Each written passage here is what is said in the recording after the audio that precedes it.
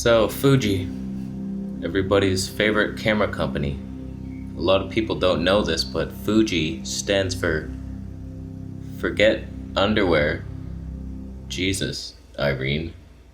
What's wrong with you? Why are you so uptight all of a sudden?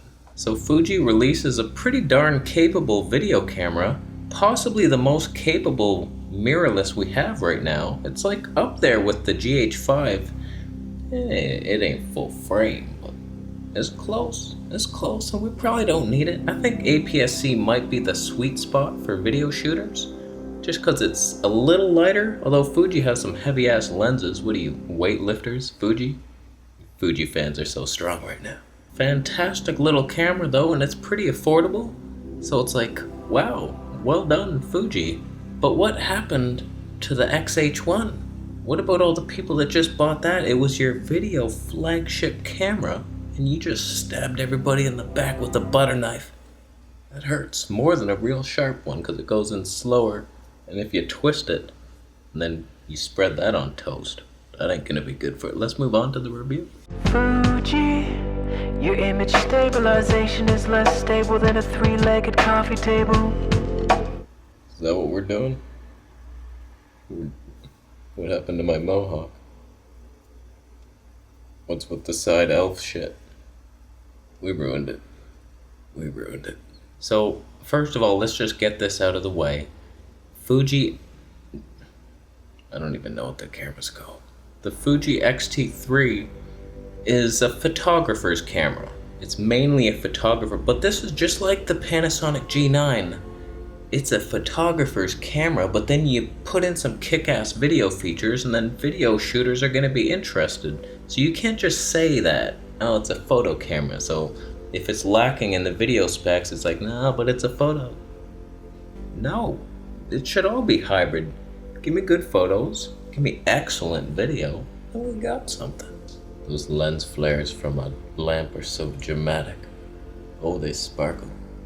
Well, oh, the hand of God, the light. Flat Earth Santa, save us. So here's my conundrum with Fuji. They just released the XH1. It was supposed to be their flagship video device. And they just released it like 2 months ago or something. February. What are we now? September. That's like 2 years ago. Okay, it's 7 months ago. That's actually a lot longer than I thought. But still, my points will stand. They released this camera 7 months ago, and it's their best video camera ever. It's designed for video shooters. And then they come up with this thing that basically makes the other one pretty obsolete. It doesn't have the IBIS, but everything else is like, that's your new video camera, the XT3. It's like it's better than the XH1. Now we gotta wait for the XH2, which we'll talk about. I got some inside information from my own mind. It's inside my mind. So should you be pissed if you bought an XH1 and then this thing comes out, you're like, what? My camera can't do that. Although Fuji's pretty good with the firmware updates. I heard they're gonna add IBIS with a firmware update.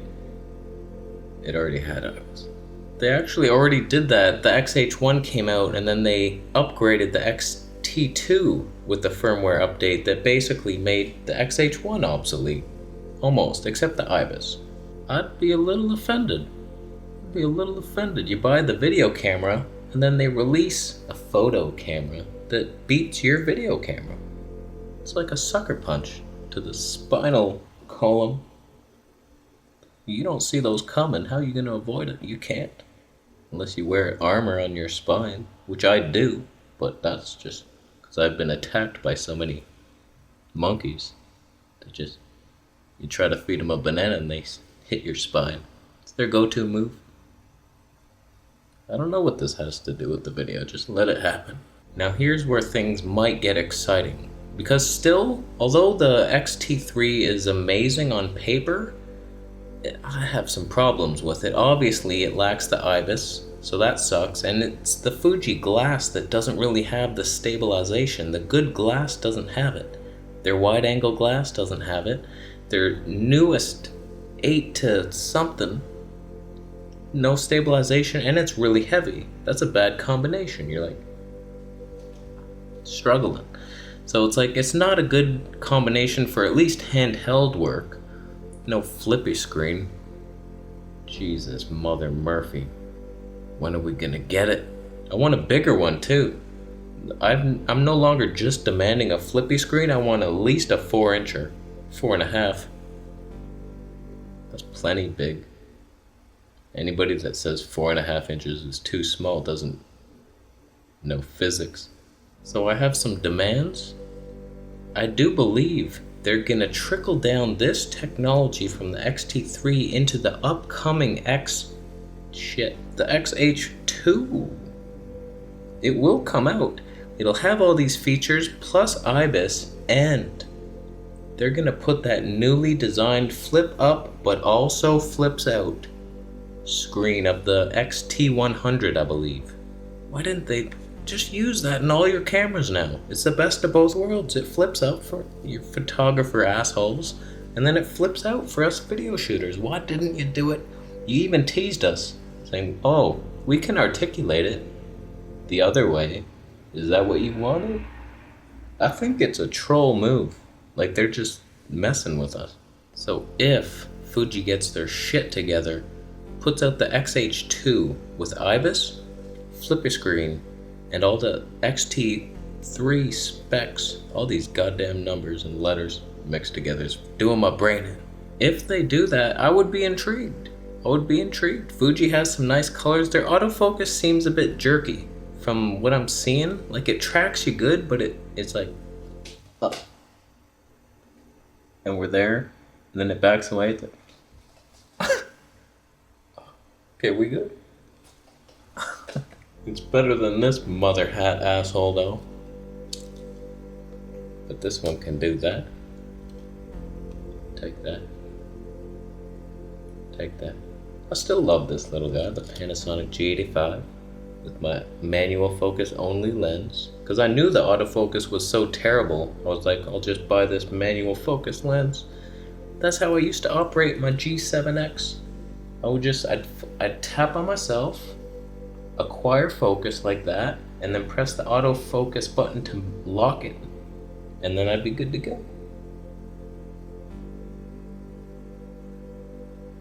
Why am I doing this? Problem is, Fuji, Sony's a coming, and they're riding horses, and they are going to trample you into the sand. The A7000 might just give us everything we need, or just more disappointment in our pathetic lives.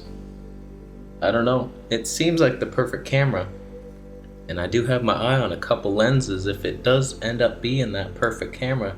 10 to 18 for vlogging, Sigma 16mm 1.4 for this style video. A little blurry background in our life. That could be really fun. So you better hurry up with your XH2 announcement. Better be coming out next week. Better be at Photo Keynote to disappoint all the people who pre-ordered the XT3. You're stepping on your fans. Spiky shoes, cleats, freaking wearing cleats. You step on their shins. What kind of company is that? Panasonic would never step on your feet with spiky shoes. So we'll see what comes out over the next few weeks. I am excited about the Panasonic announcement, but I think I will make a video because I think they're gonna cripple it. So we'll talk about that. But what do you think? Is the XT3 a video camera? Or is it just photo that does really amazing video? But no IBIS and flippy screen, that's a bummer. But will the XH2 solve all those problems? And does none of this matter? Should we be focusing on our real issues in life? Like becoming a better lover? Or just being more generous? Going deep inside to find your true identity and being of good to this planet. It's a camera channel. So we're done. Post your thoughts down below. Does Fuji stand a chance? Will Sony trample them on horses? Will the Panasonic full frame ignite our passions for life? And what the hell were Canon and Nikon thinking? Should they go to bed with each other? Drink blood or something? Post it down below. And we're done. Subscribe for more videos, and I'll see you in the next one.